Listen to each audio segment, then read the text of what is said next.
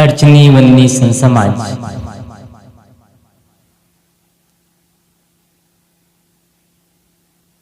धर्म प्रेमी सज्जनों,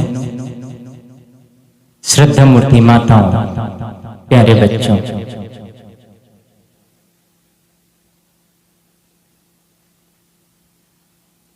साप्ताहिक ज्ञान यज्ञ का आज अंतिम दिन।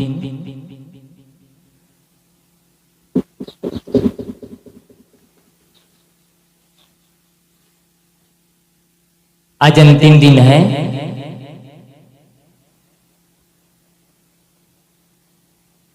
इस मंच पर आज चौथा दिन है। मैंने अलग अलग दिन अलग अलग विषयों पर थोड़ी सी कहने का प्रयास किया। आज उसी क्रम में कुछ और निवेदन करूं। अंतिम शेष मुख्य चीज है परिवार। परिवार कैसे होता है जिससे सभी के मन में शांति हो, जिससे घर के बच्चे संस्कारी हो, जिससे आपस में आत्मीयता बने रहे, किसे परिवार कहते हैं। घर को स्वर्ग कैसे बनाएं। मैंने कहा था पहले ही दिन भूमिका में कई विषय बताया था, लेकिन कुछ ही विषयों पर चर्चा हुई। आइए, परिवार सप्ताह में 7 बार होता है, सोमवार से लेकर के रविवार, और 8वां वार है वो सबसे महत्वपूर्ण है परिवार। परिवार उसे कहते हैं जहां आपस में भाई और भाई, देरान और जेठान, सास और बहू, बच्चे, नाती पोते सब एक साथ मिल करके रहे। जहां बड़ों को सम्मान दिया जाता हो, छोटों को प्यार दिया जाता हो, उसे परिवार कहते हैं। जहां भाई और भाई, देरान और जेठान, सास बहू मिलकर एक साथ दोपहर का भोजन हो, मानो उस घर में रोज होली का त्योहार है। जिस घर में सभी मिल करके एक साथ दोपहर का भोजन हो, मानो उस घर में होली का त्योहार है। और जिस घर में रात्रि को ऑफिस से, ड्यूटी से, खेत से, खलिहान से, स्कूल से, कॉलेज से, कहीं से आने के बाद रात्रि में भोजन के पूर्व एक दीप प्रज्वलित कर लिया जाता हो, और माता पिता की आरती कर लिया जाता हो, बड़े गुरुजनों की वंदन कर लिया जाता हो, समय हो तो कुछ पाठ चिंतन कर लिया जाता हो, कुछ भजन वार्ताएं हो जाती हो, और आशीर्वाद लेने के बाद सब एक साथ मिल करके भोजन करते हो, वहां रोज दीपावली का त्योहार है। आप लोग साल में एक बार मनाते हैं, साल में एक बार होली मनाते हैं, साल में एक बार दीपावली मनाते हैं। लेकिन जिस घर में परिवार होता है, जिस घर में घर होता है, जिस मकान में मकान घर में तब्दील हो जाता है, वह घर में प्रेम बढ़ जाता है। मकान बनाया बुनाया मिल सकता है, आप अच्छे से अच्छे मकान खरीद सकते हैं पैसा से, लेकिन घर नहीं खरीद सकते पैसा से। मकान कोई टेंडर से बनवाया जा सकता है, मकान कोई ठेकेदार से बनवाया जा सकता है, लेकिन घर कोई ठेकेदार नहीं बना सकता है। घर तो बनता है आपसी प्रेम से। मकान को सजाने से मकान सस्ता है, लेकिन घर में तब्दील नहीं होता है। एक आदमी घर में प्रवेश करता है, डाइनिंग रूम, बेडरूम, मकान सजा है, फॉल सीलिंग लगा है, टाइल्स लगा है, ये मकान सजा है, घर नहीं सजा है। जब किसी घर में विवाद स्थिति आती है, तब क्या कहते हैं लोग? मकान टूट करके बिखर गया। ये सब तो कोई नहीं कहते हैं, मकान नहीं टूटता है। लोग क्या कहते हैं? घर टूट करके बिखर गया। घर टूट करके बिखर गया। घर को तोड़ना और जोड़ना आप हम सबके हाथ में रहता है। इसलिए हम इतना सुंदर परिवार बनाए, इतना सुंदर माहौल बनाए जहां अपनापन हो, जहां प्रेम हो, जहां बड़ों को सम्मान मिलता हो, जहां छोटों को प्यार मिलता हो, उसे परिवार कहा जाता है, उसे घर कहा जाता है।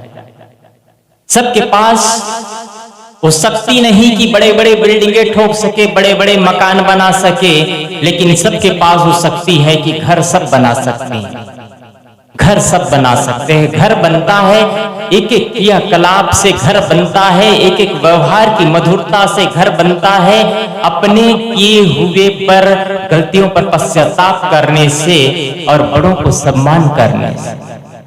घर बनता है कभी हमारी गलती नहीं है पर भी उन गलती को कूट कर जाने से घर बनता है। हमारी गलती नहीं है, मैं क्यों चुप रहूं, इससे घर टूटता है, घर बिखरता है। घर बनाना है, घर बसाना है, घर को निर्माण करना है, घर सुंदर रखना है, घर सजा करके रखना है, तो कभी कभी बड़ों का सहना पड़ता है, कभी कभी छोटों को सहना पड़ता है। और खास घर के मुखियाओं को ज्यादा सहना पड़ता है। सब तरफ से उनको भार डाला जाता है, सब तरफ से सहना होता है। उधर से छोटी बहू कहेगी, इधर से बड़ी बहू कहेगी, इधर से मंझली बहू कहेगी, उधर से वो बेटा कहेंगे, कभी वो बेटा कहेंगे, सबका सुनना पड़ेगा, तब घर बनता है। और हम चाहे कि ना सुने तो घर नहीं बन पाए। घर तो सौभाग्यशाली लोग बनाते हैं। और माताओं से निवेदन करूंगा कि आपका घर बनाने और बिगाड़ने में सबसे ज्यादा आप लोगों की भूमिका होती है। यदि बहू और बहू में आपस में, देरान और जेठान में और बहुओं में ताकत हो, आपस में प्रेम हो, तो किसी का नहीं चलेगा वहां, ना कोई ससुर का चलेगा, ना कोई सास का चलेगा। लेकिन आपस में देरान और जेठान और सास बहू में सांप और नेवली का टक्कर चल रहा है, आए घर नहीं बनता है। घर वैसे में नहीं बनता है। आपकी बेटी तो आपकी ही बेटी है। जब आपको महसूस हो जाए, आपके घर में आई हुई बहू को महसूस हो जाए कि असली माँ बाप सच में मेरे असली माता पिता मेरे सास ससुर है, उस दिन आप एक सासू माँ नहीं रहती बल्कि एक घर की माँ बन जाती। ये प्रकृति का नियम है। जब समुद्र में तरंगायित होती है पानी, तो तरंग लहरें आती है, तो नजदीक के गड्ढों को पहले भर के आगे बढ़ती है लबालब करके, तब दूर के गड्ढों को भरती है। लेकिन आदमी की प्रवृत्ति कैसी है? दूर का ढोल सुहावन। वो माँ जो कोसों दूर छोड़ आई है, उससे आत्मीयता होती है, उससे प्रेम होती है। वो बेटी जो छोड़ करके ससुराल चली गई है, जो कभी कभी घर में आएगी, उनसे बड़े प्यार से बात करेगी, उनसे बड़े लगाव से बात करेगी। लेकिन जो बहू घर में है, जो साथ निभाएगी, मरते दम तक वो मुंह में पानी डालेगी, उनको कितना साथ देते हैं, उतना उनको कितना सम्मान देते हैं। उस बहू को आप कितना सम्मान देते हैं जो आपके साथ हर पग पग पर आपके साथ में रहेगी। आप चाह करके अपनी बेटी को कहेंगे कि बेटी एक सप्ताह से 10 से 11 दिन रह जाओ, नहीं रुक सकती, वो चले जाएगी, लेकिन आपकी बहू आपके साथ रहेगी। कितना आप प्यार करते हैं बहू से। इसका मतलब ये नहीं कि एक तरफ से ही ताली बजती है। बहू का कर्तव्य बनता है कि उस माँ के लिए समर्पण हो, उस दादी माँ के लिए समर्पण हो, जिन्होंने एक अखपाई जोड़ा, रात और दिन खेतों में, खलिहानों में, ऑफिस में, नौकरी में, व्यापार में, बट्टा में एक मिनट समय का दोहन किया, एक रुपये पैसा जोड़ा और सारे संपत्ति अपने बहू और बेटे को अर्पित कर दिया। क्या कभी इतना अधिकार नहीं कि आपको आपके सासू माँ, आपके ससुर जी डांट सके? क्या इतना अधिकार नहीं है? जो सुख उन्होंने नहीं भोगा था, जैसे सुविधाएं उन्होंने नहीं भोगा था, उन सुख और सुविधाएं आपके लिए मौजूद कर रहे हैं, आपके लिए अपनी सारी संपत्ति दांव में लगा देते हैं। क्या इतना अधिकार नहीं कि आपके सासू माँ, आपके ससुर जी आपको कभी डांट सके? और इतना अधिकार ये नहीं है तो आपका उस घर में अधिकार नहीं है। मैं क्षमा चाहता हूं, लेकिन कटु सत्य है। यदि इतना अधिकार उस सास और ससुर को नहीं है तो आपका उस घर में अधिकार नहीं है। आप किस रिश्ते और नाते से उस घर में टिकेंगे? आप महसूस करिए। इसका मतलब ये नहीं कि आपकी बहू है तो आप डांटते भी रहे। कभी उनकी गलती हो जाती है, उन गलती को क्षमा भी करें। जब शादियां होती है, अपने बेटों के शादी करते हैं, बड़े बड़े ढोल बजा करके सजा करके 40,000 50,000 70,000 के डीजे बजा करके बड़े स्पेशल ढंग से स्वागत करके घर में बहू को आप लाते हैं। उस दिन तो ढोल बजाए, अब ढोल नहीं तो बहू का ही ढोल मत बजाते रह जाना। नीति यही होता आता है कई घरों में। आपका घर है, आपको बनाना है। आज सुंदर परिवार मिला है, आज सुंदर समाज मिला है, आज हमको सुंदर विचार मिला है, हमारे पास भ्रांतियां नहीं है, हमारे पास कर्मकांड नहीं है। आज अवसर मिला है, आज अवसर मिला है माता पिता की सेवा करने का, आज अवसर मिला है आपस में देरान जेठान सास बहू साथ में रहने का। जिसके माँ बाप नहीं हो माँ बाप के लिए तरसते हैं, जिसके बच्चे नहीं हो बच्चे के लिए तरसते हैं, और जिसके बच्चे हो जाते हो बच्चे से नफरत करते हैं। जिसके माँ बाप होते हो माँ बाप को वृद्धाश्रम में भेजते हैं। कितनी कटुता है आदमी की। जिस माँ बाप ने जन्म दिया, जिस माँ बाप ने एक अक्पाई जोड़ा, जिस माँ बाप ने गीले में सो करके सूखे में सुलाया, उन्हीं माँ बाप को तिरस्कृत करते हैं, उन्हीं माँ बाप को कटुता सहना पड़ता है। और इसमें कुछ गलती माता पिता की भी होती है। जो बातें नहीं बोलना चाहिए ऐसे बातें अपने बच्चे के पास बड़ बोलते हैं। वाणी संयम पर उस दिन मैंने काफी देर तक कहा था। कभी लगता है कि मेरे ना बोलने पर मेरी गलती नहीं है, मुझे दोषारोपित किया जा रहा है, और मेरे ना बोलने पर यदि रिश्ते मीठे बनते चले जा रहे हैं, मेरे ना बोलने पर भी परिवार में एकता बनी रहेगी, तो अपनी गलती नहीं होते पर दोषारोपित कोई कर रहे तो मत बोलो, सह जाओ, आपका घर स्वर्ग बन जाएगा, आपका घर स्वर्ग बन जाएगा। परिवार ऐसे नहीं बनता है। जब कभी कभी आदमी मीठा खाना शुरू करता है तो मीठे मीठे से उब जाता है, तो कभी खराब ही ले लिया करता है। आपस में परिवार में प्रेम चलता रहता है, कभी कभी कटुता आ जाती है। जहाँ 4 बर्तनें रहती है वहां बर्तनों में आवाज आ जाया करती है। उसको संभालना आपके हाथ में है, आपके हाथ में है। और बुढ़ापा को सुखद बनाना है तो सबसे महत्वपूर्ण सूत्र है वाणी पर संयम। यदि आपका वाणी संयम नहीं है, तो मैं उस दिन भी कहा था, आज भी कहना चाहूंगा, यदि आप वाणी में संयमित नहीं है तो आपका बुढ़ापा सुखद नहीं होगा। आपने बच्चे को कितना धन दौलत दे दिया वो महत्वपूर्ण नहीं रहेगा, आपने बच्चे को कितना पढ़ाया लिखाया वो महत्वपूर्ण नहीं रहेगा। आपका वर्तमान तैयार करेगा कि आप वाणी में कितनी संयम। फल जितने पकते जाते हैं फल मीठा होता चला जाता है। बुढ़ापा की स्थिति जितनी आती जाती है उतना मीठे होते चले जाना चाहिए, लेकिन उल्टा होता है। कुछ लोग होते हैं अच्छे होते हैं, कुछ लोग अच्छे होते हैं, कुछ लोग उल्टे हो जाते हैं। इसलिए जो बीत गया सो बीत गया, बीते ताहि विसारि दे, आगे की सुधि ले। जो बीत गया उन बातों को छोड़ करके नए जीवन की शुरुआत करें। आज अंतिम दिन है, यहां से कुछ लेकर के जाइए, कुछ प्रसाद लेकर के जाइए, विचारों का प्रसाद, ज्ञान का प्रसाद, आपस का प्रेम का प्रसाद। आप प्रेम से किसी को मना सकते हैं, प्रेम में इतनी ताकत है।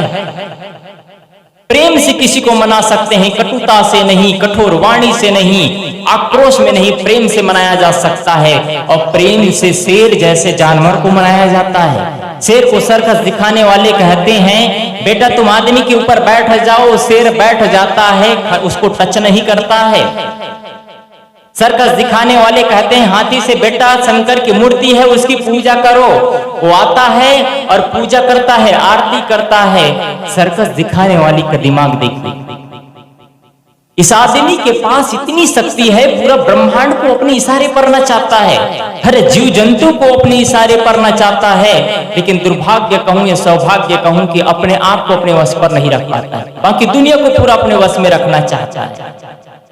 जीवन आज मिला है हम सब, आज अवसर मिला है माता पिता की सेवा करने के लिए, आज अवसर मिला है माता पिता के साथ हंस करके जीने के लिए, आज अवसर मिला है भाई और भाई के साथ हंस करके जीने के लिए। लेकिन हम उसको बदलते चले जा रहे हैं और चाहते हमारे बच्चे अच्छे संस्कारी। अब घर घर नहीं रह गया है किसी एक घर की बात नहीं, अब घर घर नहीं रह गया है, घर रेस्टोरेंट बन चुका है। कैसे रेस्टोरेंट बन चुका है? रेस्टोरेंट में भोजन एक जगह बनता है लेकिन भोजन अलग अलग जगह होता है। वो अपने घर में अपने रूम में जाकर के भोजन कर रहे हैं, वो अपने रूम में जाकर के भोजन कर रहे हैं, और सास ससुर जो घर के बूढ़े बुजुर्ग बड़े हैं इंतजार कर रहे हैं कब कोई आए तो भोजन दे, हम भोजन के लिए तरसते रहते हैं। अपने कमरे में चले गए सब, कोई वैल्यू नहीं। जिसको भूख लगी हो निकाले और खाए। क्यों ऐसे करते हैं? आप ये चीज आज करते हैं अपने सास ससुर के साथ, कल आपके साथ भी वही होगा। एक जगह माँ और एक जगह सास और बहू में रोज लड़ाइया, सास बहू में रोज लड़ाइया होती थी। लड़ाई का दौरान परिणाम ये होता कि अंतिम में रोते रोते रोते रोते रोज सासू माँ कमरे में जाती। उसका छोटा सा पोता 5 साल का पोता देखता रोज। अंतिम में माँ दादी माँ रोज रोते कमरे में जाती है। एक दिन वो बच्चा अपने दादी माँ के साथ में रोज कमरे में गया और कमरे में जाकर के अपनी दादी माँ का पल्लू उठाता है और अपनी दादी माँ का पल्लू उठा करके उनके आंसू पोंछता है। आंसू पोंछते पोंछते इतनी बड़ी बात कह देता है वो, दादी माँ तुम रो मत, मेरी माँ बहुत दुष्टा है। वो बच्चा देखता है गलती किसकी है, लड़ाइयाँ कहाँ से शुरू हो रही है, आक्रमित कौन हो रहे हैं, परिणाम क्या आ रहा है। वो बच्चा बोलता है दादी माँ तुम रो मत, मेरी माँ बहुत दुष्टा है। जब मैं भी बड़ा हो जाऊंगा और मेरी भी शादी होगी तो मैं अपने पत्नी को कहूंगा तुम अपनी सासू माँ की कभी सेवा मत करना, क्योंकि वो अपनी सासू माँ से रोज लड़ा करती। क्यों आप ऐसे?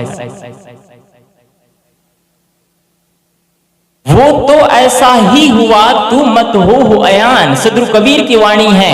आप पढ़े लिखे लोग हैं, आप संस्कारित लोग हैं, आपकी बड़की, आपकी देरान, आपकी जेठाना गलती कर रही है, तुम क्यों गलती कर रहे हो? तुम तो समझदार हो, तुम तो घर को संजो सकते हो, तुम तो घर को बना सकते हो, लेकिन तुम भी वही गलती करते चले जा रहे हो। सदगुरु कबीर कहते हैं वो तो वैसा ही हुआ तू मत हो अयान।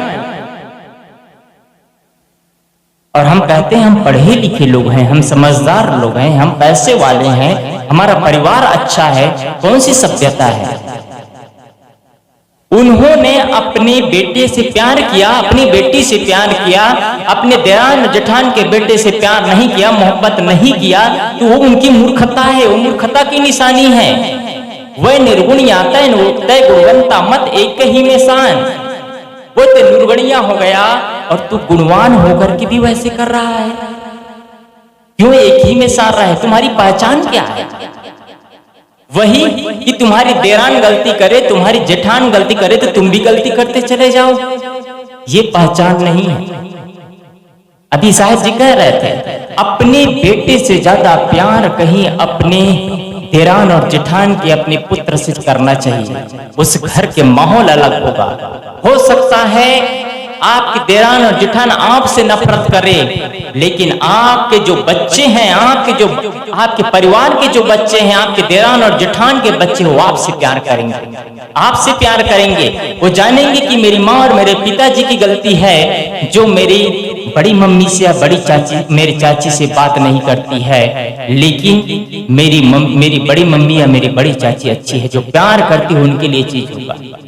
आप पढ़े लिखे लोग हैं, समझदार लोग हैं। घर तब बनता है, घर तब बनता है। कभी इस बहू को अपनी सासू माँ की, छत्तीसगढ़ी में कहते हैं हिजगा, कभी नहीं करना चाहिए। मेरे सहयोग नहीं करती, मेरे काम नहीं करती, कभी नहीं करना चाहिए। उन्होंने तो अपने जीवन का कमाई, शरीर का नस नस तोड़ चुके हैं कमा कमा करके, और तुमको सौंप दिया है, तुमको सौंप दिया और तुम चाहते हो पर भी आकर के यहाँ काम करे। क्यों ऐसा चाहते हो? लेकिन माताओं से भी निवेदन करना चाहूंगा, यदि आपका शरीर मजबूत है, आपका मन मजबूत है, तो आपका कर्तव्य ये बनता है, आप बहू से प्यार करते हैं, आपके बहू आपको सम्मान दे चाहते हैं, तो सासू माँ का भी कर्तव्य है कि कभी कभी अपने बहू का काम भी मंग के कर लिया करो, तो घर स्वर्ग बन जाएगा। एक पक्ष से नहीं होता है। जब तक उस घर में सासू माँ है और स्वस्थ है, तब तक आशा रखेंगे कि मेरी माँ मेरी हेल्प कर देती तो मैं भी कुछ फ्री हो जाती। तो इसलिए आपका कर्तव्य बनता है कि आप घर में हेल्प कर दिया कर, आपका कर्तव्य बनता है। कभी बुढ़ापे में माँ बाप को तिरस्कृत मत करना, ये आपके लिए वरदान होगा। बुढ़ापे में माँ बाप को कभी तिरस्कृत मत करना। एक जगह की बात है, एक जगह बुढ़िया माँ करीब 80 साल की अवस्था रही होगी, जर्जरता की अवस्था थी, शीतलता की अवस्था थी, चमड़ी में सीकन आ गया था, जैसे उनका शरीर मुलायम सा शरीर हो गया था, एकदम शरीर सिकुड़ चुका था।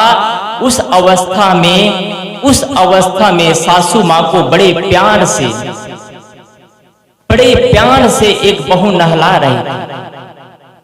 उधर से एक संत गुजरते हैं। संत ने देखा बुढ़िया माँ की स्थिति इतनी नाजुक, इतनी शिथिल हो चुका है चमड़ी, यदि जोर से कलाई पकड़ा जाए तो कलाई की चमड़ी छिल सकती, इतनी शिथिल शरीर हो चुका था, इतना नाजुक शरीर। उसको बड़ी प्यार से बेटी नहला रही थी। एक संत गुजरते हैं, उधर से पूछते हैं, बेटी क्या तुम्हारी माँ है? बड़े प्यार से नहला रही हो, इतना नाजुक सा शरीर, बड़े प्यार से धीरे से आहिस्ता से तुम इसकी सेवा कर रही हो। वो बेटी बोलती है, महाराज जी मेरी माँ नहीं, मेरी माँ से बढ़कर के रिश्ता है। उनको रहा नहीं गया, माँ से बढ़कर के पवित्र रिश्ता क्या हो सकता है। पुनः कुछ पढ़ते हैं, क्या तुम्हारी सासू माँ है? वो बेटी बोलती है, नहीं महाराज जी मेरी सासू माँ नहीं, उससे बढ़कर के रिश्ता है। उसको आश्चर्य हुआ, इस दुनिया में माँ और सासू माँ से बढ़कर के पवित्र रिश्ता हो ही क्या सकता है। और बेटी बोल सकती थी, हाँ मेरी सासू माँ है, लेकिन वो अपने मन की भावनाओं को व्यक्त करना चाहती थी, अपने मन की वेदना को, अपने मन की पीड़ा को, अपने मन में जो लगाव था, उनके प्रति तत्परता था, माँ के प्रति जो प्रेम था, वो बोलती है, वो बेटी बोलती है, महाराज जी वो माँ है जिसके कोख में मेरे सुहाग पला है। सोचिए, क्या इतना प्रेम होगा तो कभी सास और बहू में लड़ाइयां हो? वो बहू बोलती है, महाराज जी वो माँ है जिसके कोख में मेरे सुहाग पला है, जिसके बदौलत आज मैं इस घर में टिकी हूँ, जिसके बदौलत आज मेरे माथे पे सिंदूर है, जिसके बदौलत आज मेरे कलाइया में चूड़ियां है। क्या कभी इतना होने के बाद घर में कटुता आएगी? घर को स्वर्ग बनाना आपके हाथों में है। आपके पैसा से घर स्वर्ग नहीं बनता, गाड़ी और धन और दौलत से घर स्वर्ग नहीं बनता, घर आपके प्रेम से बनता है। बांट सको तो बांट लो, आज मिला है प्रेम, प्रेम जितना बांटो उतना विस्तृत होता चला जाता है। प्रेम को जितना बांटो उतना विस्तृत होता चला जाता है, खजाना भंडार बढ़ता चला जाता है। प्रेम बांटने वाले ही जानेंगे कितना होता है प्रेम। एक जगह एक सासू माँ रोज अपने घर के काम काज करती, बहू के साथ मस्त रहती। हुआ क्या ये कि उनको कपड़ा लेना था, तो कपड़े लेने के लिए जब भी अपने बहू के लिए कपड़ा लेना होता था तो उनकी बहू कपड़ा लेने, उनके सासू माँ कपड़ा लेने के लिए जाती और अच्छे से अच्छे साड़ी खरीद करके आती। लेकिन एक दिन उनकी बहू गई और पूछती है, माँ तुम कौन सी दुकान में जाती हो, वहां से मुझे कुछ कपड़े लेना है। वो बोलती है, तुम उस दुकान में चले जाओ और कपड़े ला लेना। वो दुकान में जाती है बहू और सेठ जी से कपड़ा मांगती है। वो शुरुआत करती है कपड़ा देखना, रेट पूछती, इसका रेट क्या है, इतना रेट 5000, 4000, 3000, 2000, 1000, 500 दिखाना शुरू करती है। सेठ जी दिखाते हैं, बहू देखती है। वो सेठ जी पूछते हैं, आप किसके यहाँ से आए? वो अपने सासू माँ का नाम बताती है। सासू माँ का नाम बताते ही सेठ जी जान जाती है। सेठ जी जान जाता है और सेठ जी कहता है, एक काम करना, मैं साड़ी आपको दिखा चुका हूँ, रेट भी बता चुका हूँ, लेकिन कपड़े को रहने दो, तुम अपने सासू माँ को भेजना। उनकी सासू माँ आती है और सेठ जी से कहती, तुम सेठ जी अच्छे से अच्छे साड़ी दिखाना। और सेठ जी अच्छे से अच्छे साड़ी दिखाता है और अच्छे साड़ी ले जा करके अपने बहू को देती है माँ, सासू माँ। उसके बाद उसकी बहू बोलती है, माँ इतनी कीमती साड़ी तुमने क्यों लाया?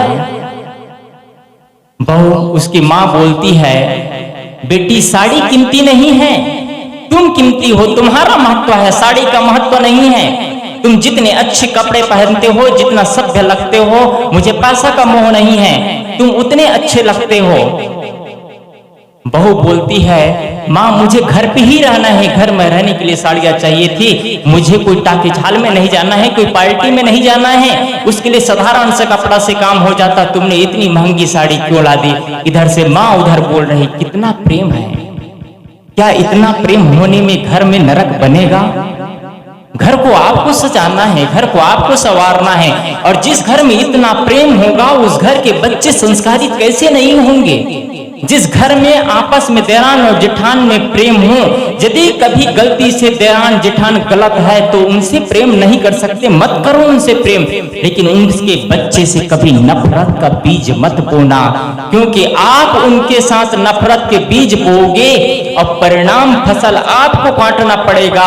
आप नफरत और के फसल काटेंगे। जी बीज आपने बोया है ना, आपने नफरत का बीज बोया तो नफरत का फसल आप काटेंगे।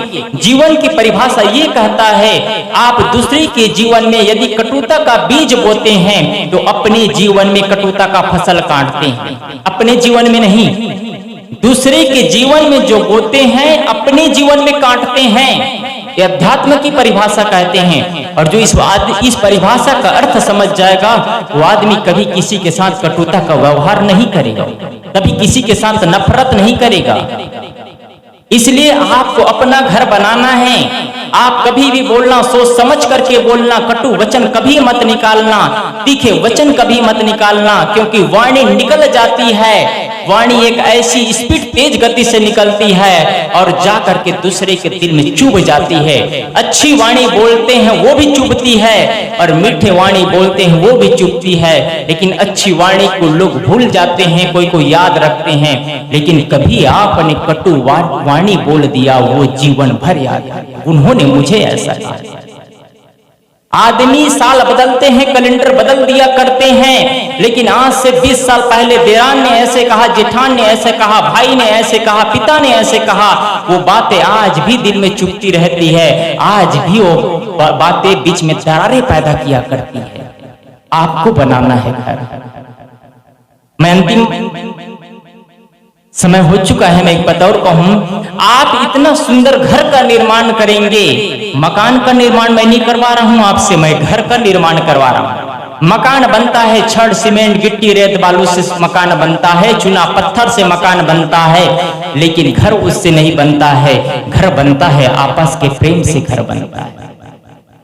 और आए दिन आए लोगों की शिकायत होती है कि हमारे बच्चे हमारा कहा नहीं मानते हैं। आपने नफरत का बीज बोया है, कैसे आपके बच्चे आपके कहा मानेंगे?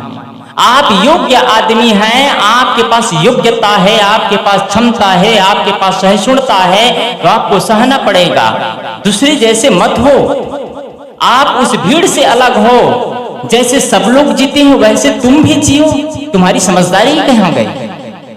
जैसे सब लोग कपट का भाव करते हैं वैसे तुम भी भीड़ में खड़े हो। तुमको कुछ अलग करना होगा, जीवन का निर्माण करना है। तो यदि आप कुछ अलग करना चाहते हैं, अलग जीवन जीना चाहते हैं, तो दूसरा वैर कर रहे हैं तो आप प्रेम करना शुरू कर दीजिए। दूसरा घृणा कर रहे हैं तो आप प्रेम करना शुरू कर दीजिए। जैसे सब आप भीड़ का हिस्सा मत बनिए। मैं आपसे निवेदन करूंगा, आप भीड़ का हिस्सा मत बनिए। ये पूरे संसार के लोग भीड़ के हिस्सा बने हुए हैं।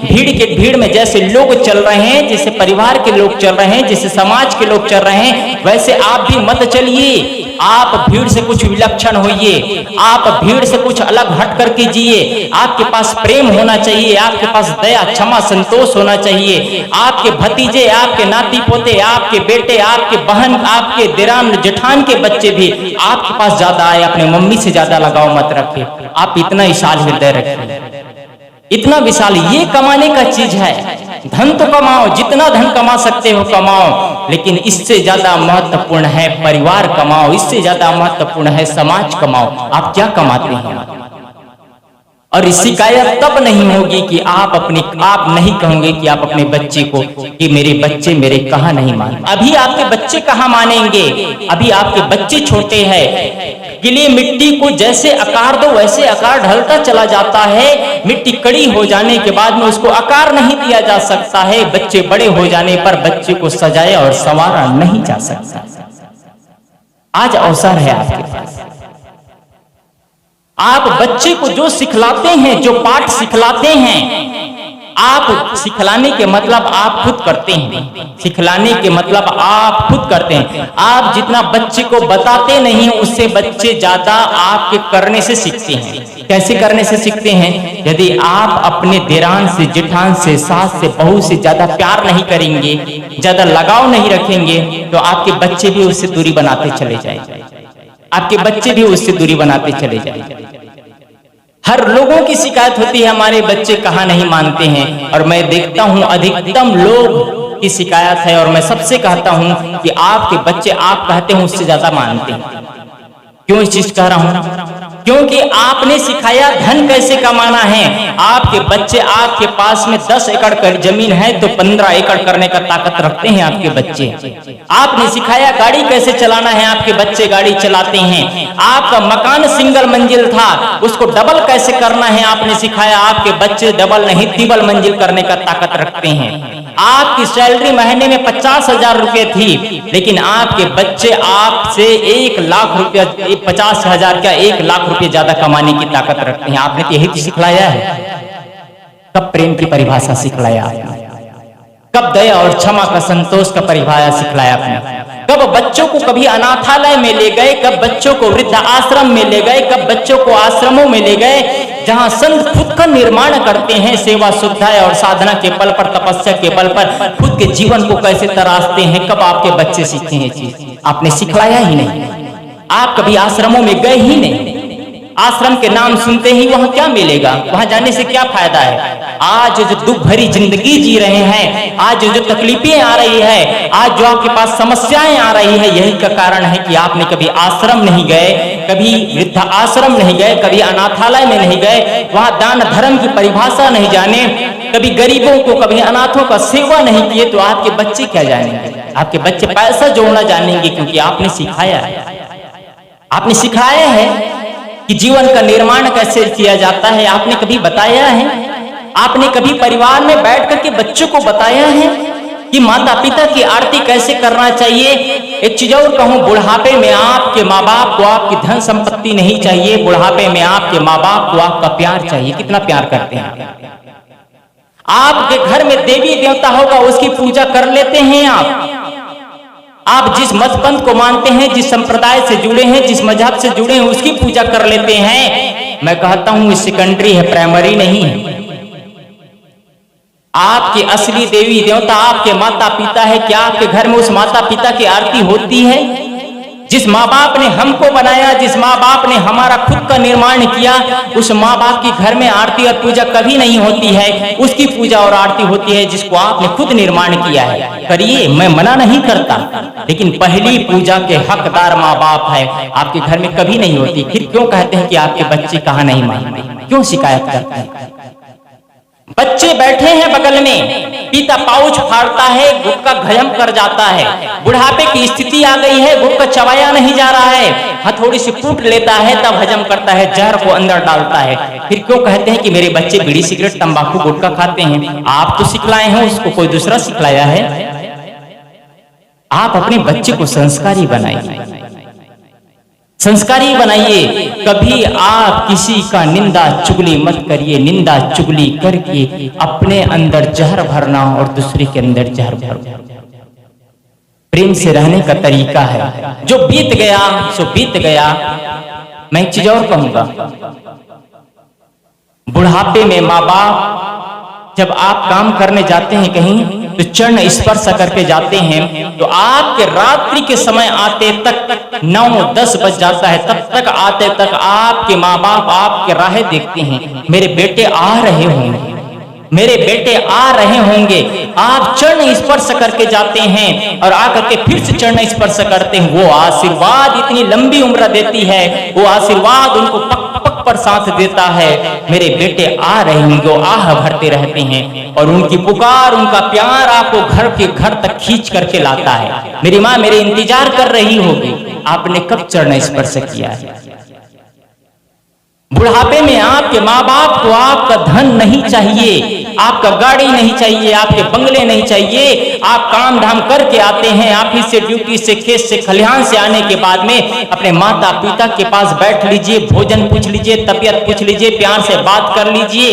यही माँ बाप को चाहिए और ये चीज आप करते हैं तो आपके बच्चे सीखेंगे, आपका काम आएगा।